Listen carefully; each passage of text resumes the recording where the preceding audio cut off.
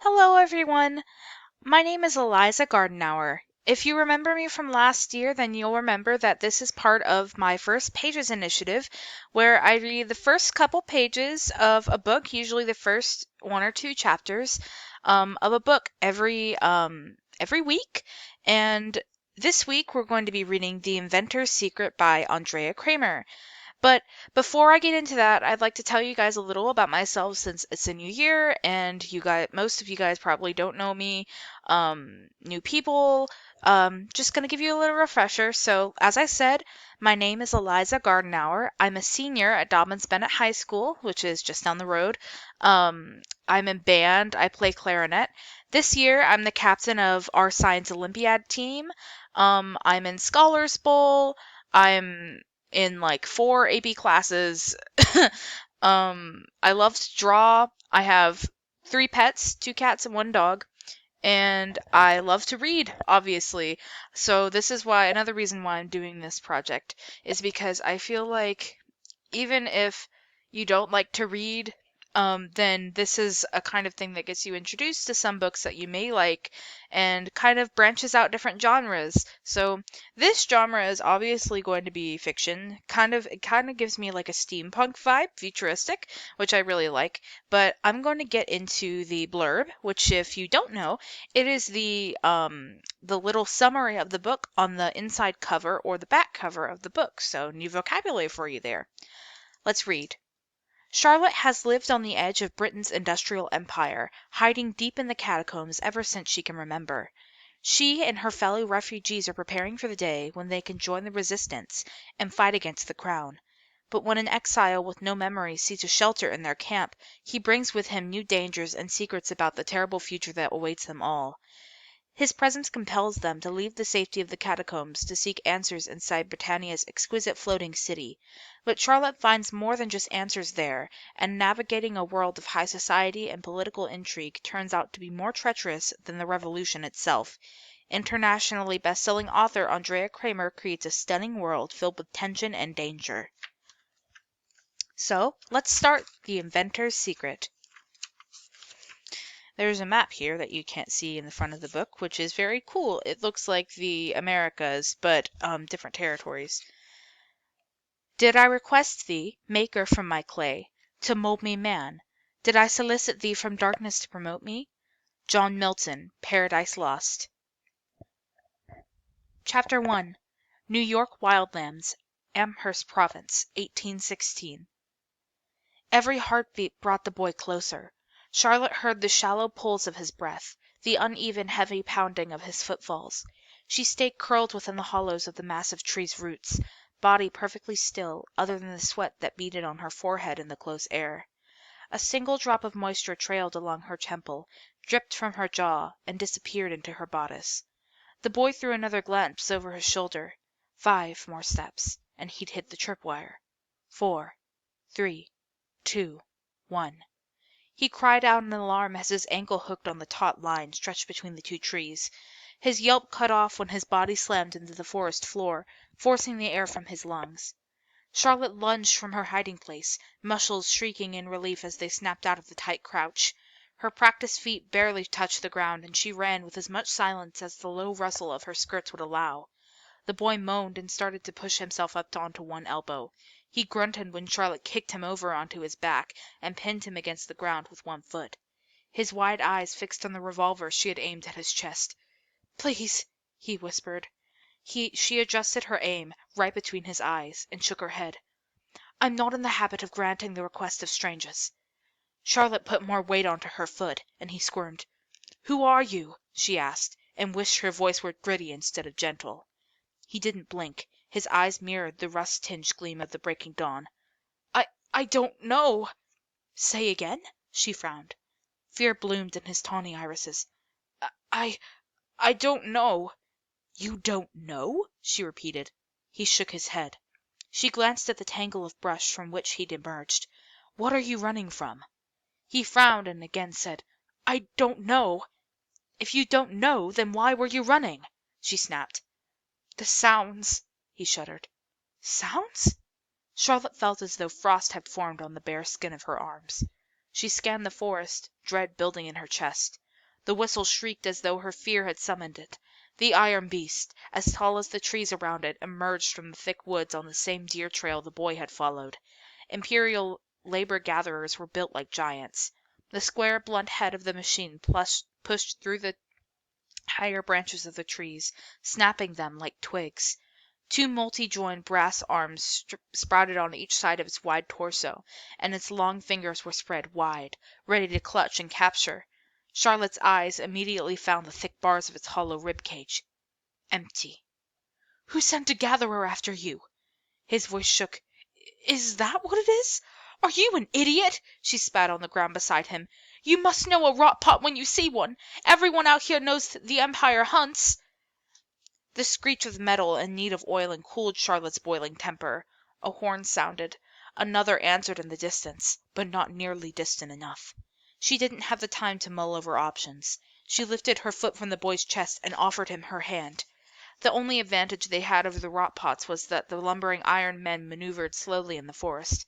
"We need to leave this place. Now." The boy gripped her fingers without hesitation, but he shot a terrified glance at the approaching gatherer. They were partially concealed from view by a huge oak, but the machine was close enough that Charlotte could see its operator shifting gears from within the giant's iron skull. She watched as the man reached up, pulled down a helmet with telescoping goggles, and began to swivel the rot pot's head around. Charlotte hesitated a moment too long, and he saw her. Cranking hard on a wheel, which made steam spout from the machine's shoulders, the operator turned the iron man to pursue them. "Go!" Charlotte shoved the boy away from her. "Run east! I'll catch up. What are you—" he started to ask, but began to run when she pushed him so hard that he almost fell over. When she was certain he wasn't looking back, Charlotte reached into her skirt pocket. Her hand found cool metal, and she pulled out a small object from within the folds of muslin. It only took a few winds of the key before sputters and sparks leapt from her palm. She sighed and regretfully set the magnet mouse on the ground, pointing it at the encroaching machine. The little creature whirred and skittered away, its spring-anchored wheels accommodating the rough path she set it upon. "Come on!"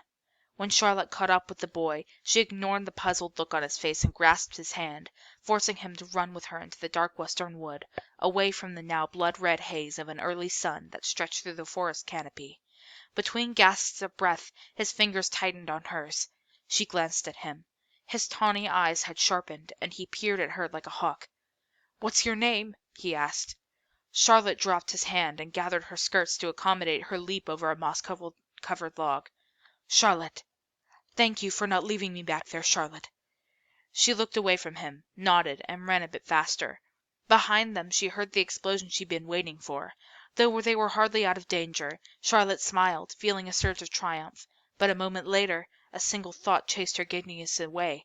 "Ash is going to kill me." Chapter 2. The last beams of sunlight were cutting through the forest by the time they reached the tree. "Bloody hell!" Charlotte groped through the tangle of roots in search of a subtle tactile difference. Her companion gasped at her outburst, and she spared him a glance. Not that he could tell. She'd tied a kerchief around his eyes when the sounds of the gatherers seemed far enough to risk slowing down. The boy's face scrunched up as if he was thinking hard. After a moment he said, "Girls shouldn't use that kind of language. Someone told me that, I think." Though he appeared to be running from the Brits, she couldn't risk letting a stranger learn the way to the catacombs. The Empire's attempts at trying to find their hideaway had been limited to gatherer sweeps and a few crow scopes, none of which had been successful. It wasn't out of the realm of possibility that they'd stoop to sending a real person out to hunt for them, and someone like this boy, who seemed so vulnerable, would be the perfect spy. If he was, and this was a trap she'd sprung, Charlotte would never forgive herself. "Well, you may not know who you are, but apparently you were brought up in a polite society," Charlotte said sourly, her mood darkened by new suspicions about who he might be. "If you're planning on sticking around, you'll find girls here do a lot of things they aren't meant to do."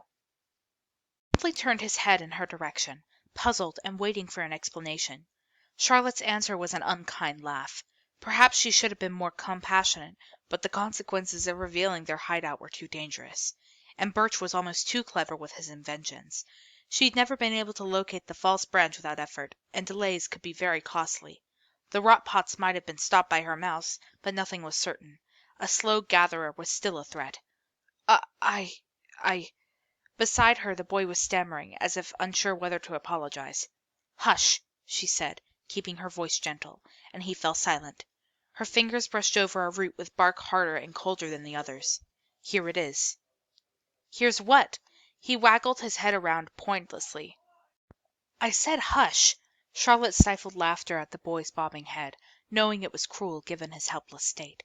She found the latch on the underside of the thick root, and a compartment in the artificial wood popped open. Quickly, turning the crank hidden within the compartment, Charlotte held her breath until the voice came crackling through. "Verification?"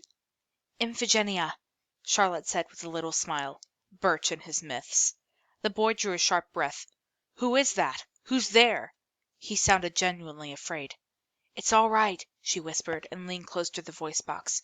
"And there are two of us, so you'll need to open both channels." There was a long pause in which Charlotte's heart began to beat heavily, once again making her question the decision to bring the strange boy with her. "The basket will be waiting," the voice confirmed, and a little relief seeped through her veins. The pale boy was still twisting his neck, as if something somehow doing would enlighten him as to the origin of the voice despite his blindfold. "What's happening?" he asked, facing away from Charlotte. Rather than attempt an explanation, Charlotte grabbed his wrist and tugged him toward the roaring falls. As the pounding of water on rocks grew louder, the boy resisted Charlotte's guidance for the first time. "Stop, please!" he jerked back, throwing her off balance.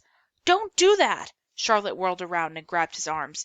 "We're about to cross a narrow and quite slippery path. If you make me lose my footing, we'll both be in the drink, and I don't fancy a swim, no matter how hot the summer air may be."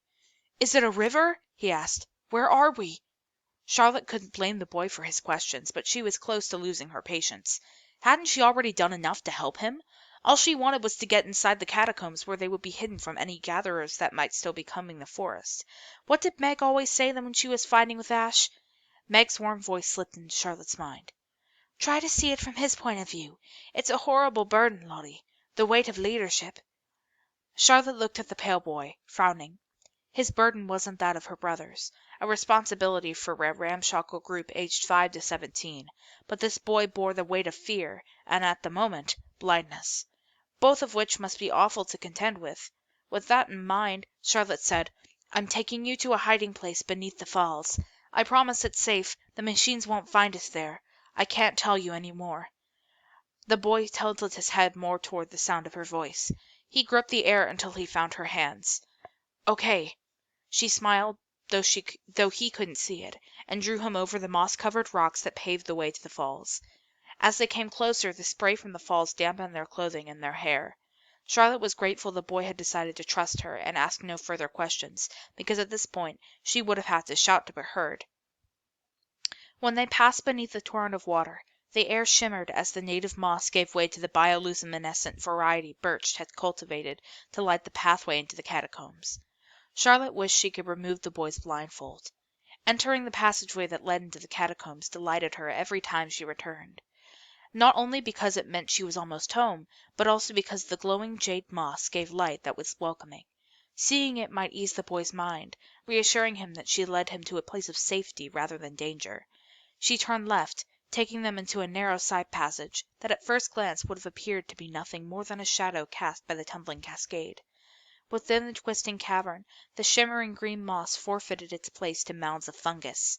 Their long stems and umbrella-like tops glowed blue instead of green, throwing the cavern into a perpetual twilight.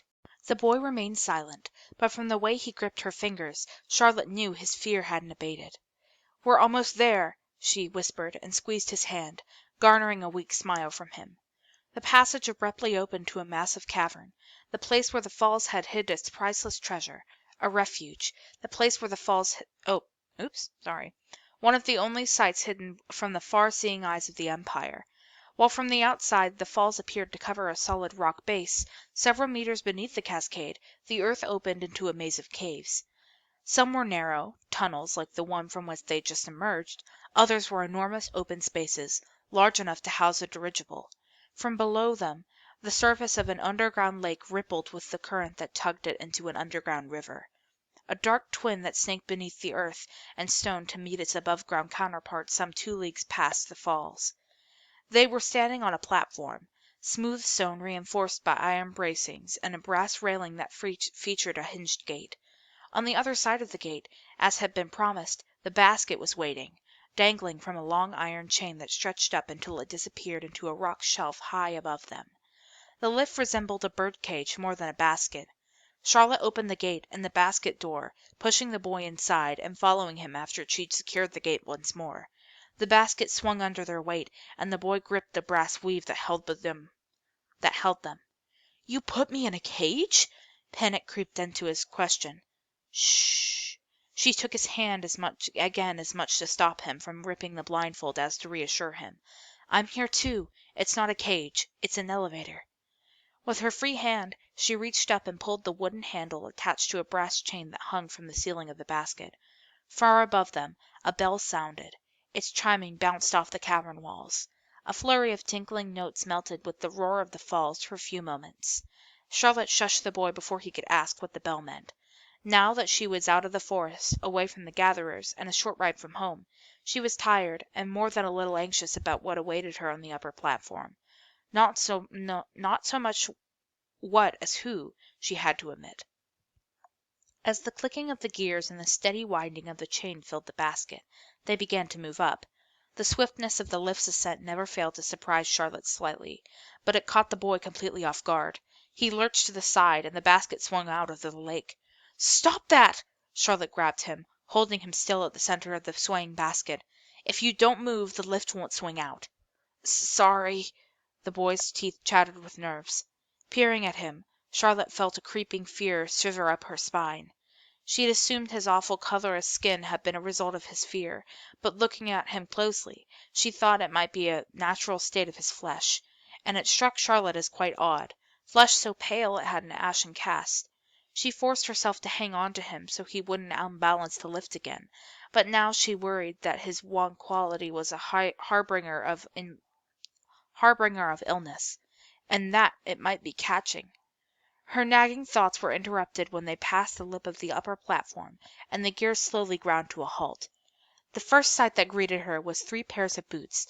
The first was black, thick-soled, and scarred with burn marks. The second pair was also black, but polished and trimmer of cut and heel, showing only their shiny tips rather than stretching to the knee like the first pair. The third pair made her groan. Faded brown, and featuring an array of loops and buckles that held knives in place, this pair was soon joined by a grinning face as their owner crouched to peer into the basket.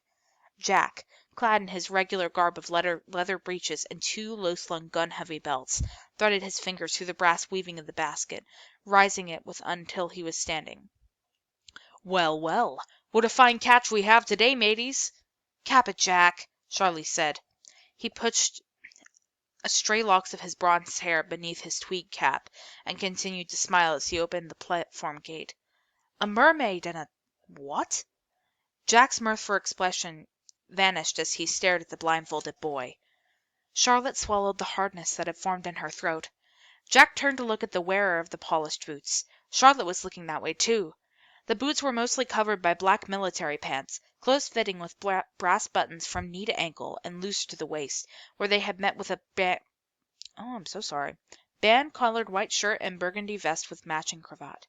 The owner of the boots carried an ebony cane tipped with a brass globe. Ashley wasn't wearing his usual black overcoat, but absence did nothing to impede his air of authority. "Pip called in that 2 were arriving instead of just 1," he told Charlotte.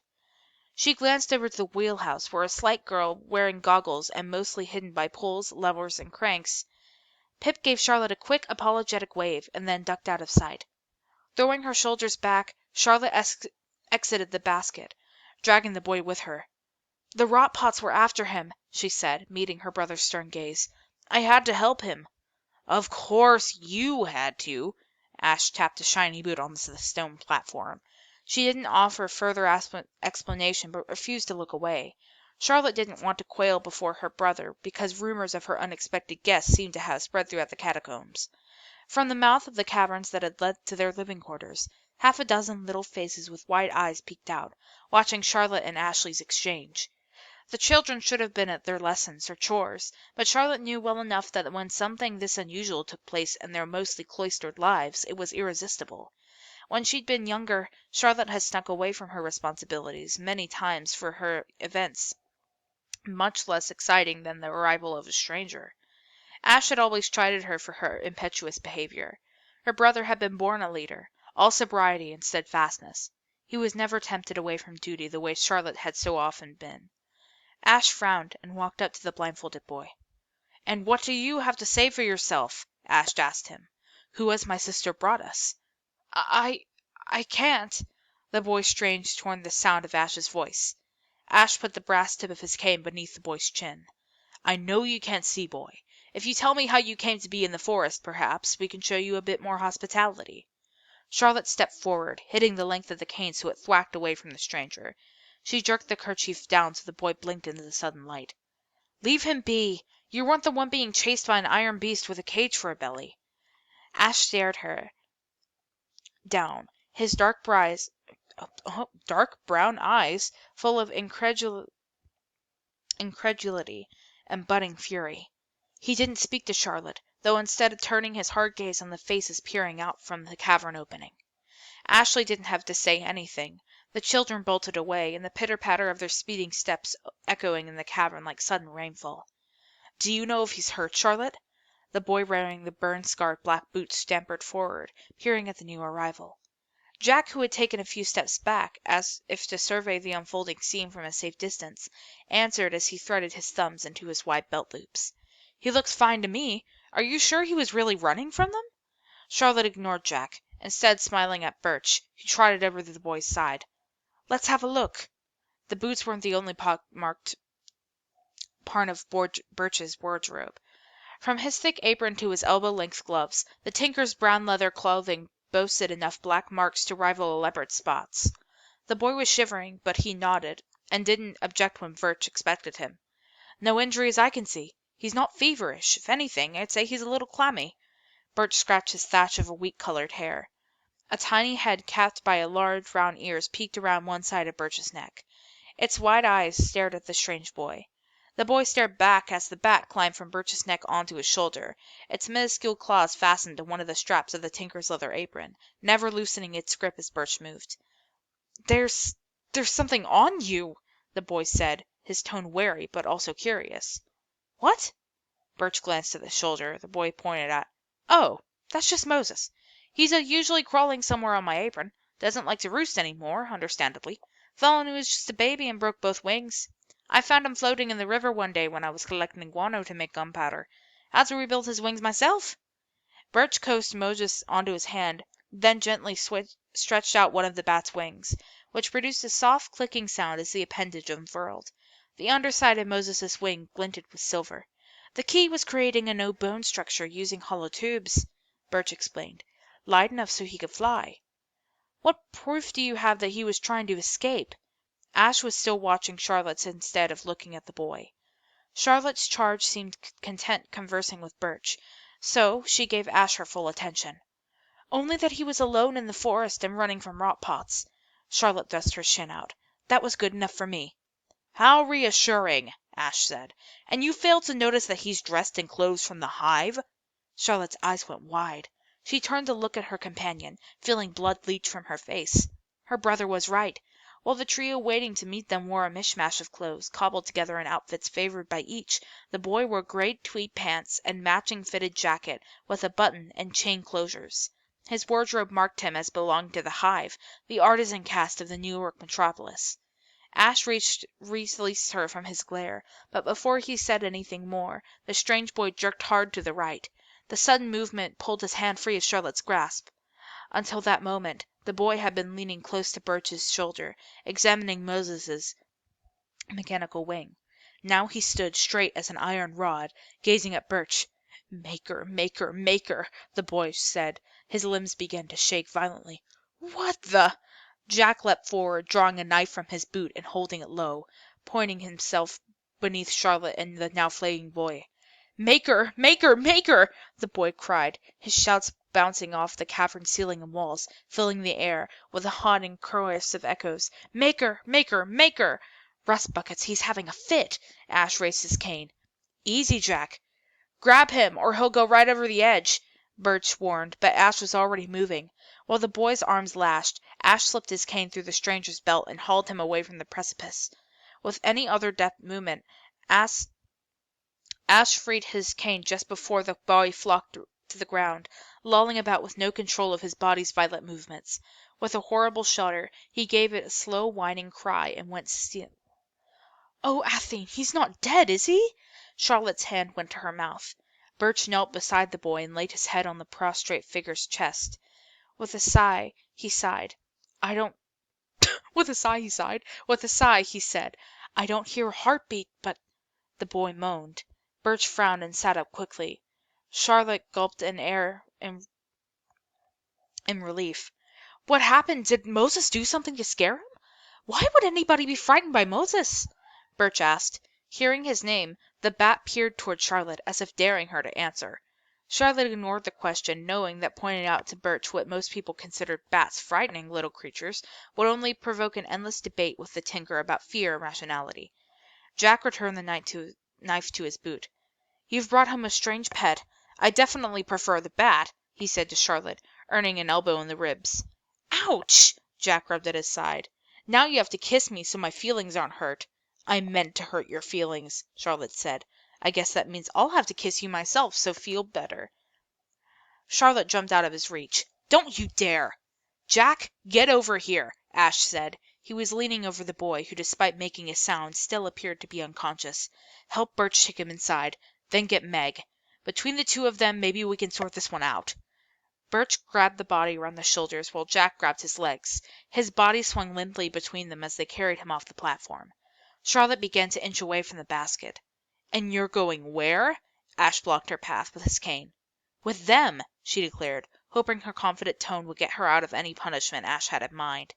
"Not until we've had a chance to discuss your heroic exploits of the afternoon," Ash said. "Come with me." Charlotte stood up tall until her brother turned away. Then her shoulders slumped, and she reluctantly followed him into the catacombs. That's going to be it for today's first pages. Again, today we read The Inventor's Secret by Andrea Cremer. If you want to read this book, it'll be back in the library by the end of the week. But until then, other books that this author has wrote include, let's see, Rift, Rise, Nightshade, Wolfsbane, Blood Rose, and Snaker Root. And I'm assuming that this is a series of books. But it might not be. It might just be individual standalones. But if you would like to read this, then it'll be back in your library, or you can go to the Kingsport Library to find it. Thank you so much, and you guys have a great week.